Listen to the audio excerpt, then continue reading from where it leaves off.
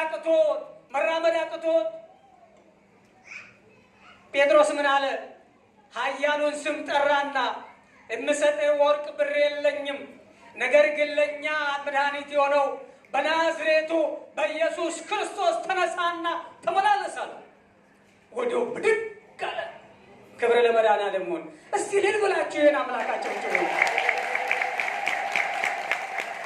እናት የወለደችልን ድንግል ማርያም ይሄን ነው። ምን ይላል? ስንቄ ከለላዬ የሚላል ቆሎ ተማሪ። የቆሎ ተማሪ ምን ይላል? ስሟ ለማርያም ይላል። ማንም በእሷ ስም ተጠርቶ አይጨክንም እና ይሰጣል። የእሷን ስም ጠርቶ ስንቅ ያደርጋል። ለዚያ ነው ሁላችንም ጥላ ከለላችን ስንቃችን ብለን የምንጠራት መድኃኒትን ስለወለደችልን ነው። አባት አባት ብለን የልጅነት መንፈስን የሰጠን እሱ ነው። እሱ ብቻ ነው አዳኙ።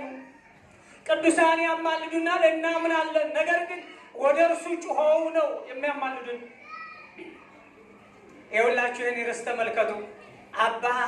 አባት ብለን የምንጮህበትን የልጅነት መንፈስ ሰጠን። ሐዋርያት ቀረቡና የማቴዎስ ወንጌል ላይ ስትመለከቱ የምታገኙት አንድ ክፍል አለ። የተራራውን ስብከት ስታነቡ የተራራውን ስብከት አንብቡት።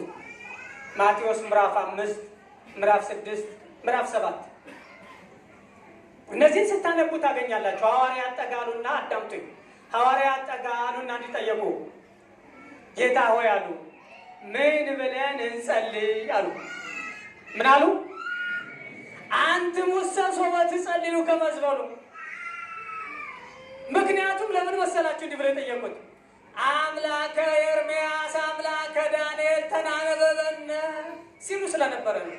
የዳንኤል አምላክ የነቢዮች አምላክ ተነጋገረን ሲሉ የነበረው አሁን ተወልዶ በመካከላቸው ስለተገኘ አላቸው።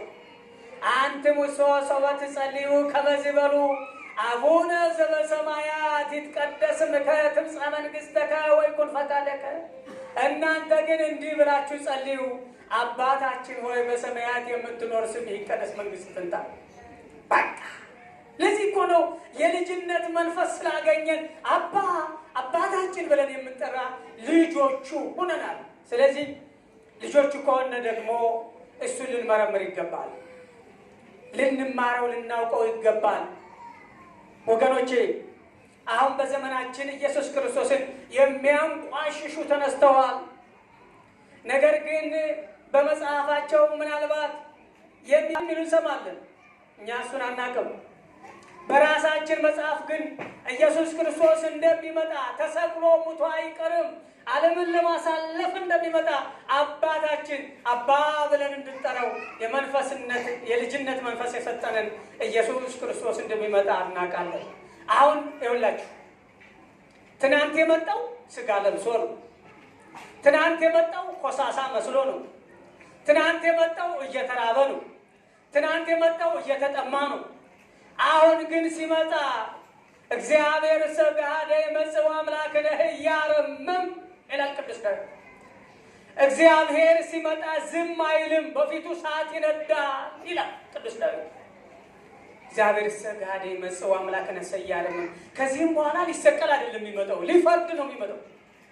ከዚህም በኋላ የሚመጣው በጎቹን ከፍየሎች ሊለይ ነው የሚመጣው። ከዚህም በኋላ የሚመጣው እንክርዳዱን ከስንዴ ሊለይ ነው የሚመጣው። አባታችን ሲመጣ የዚያን ሰዓት ይለያል።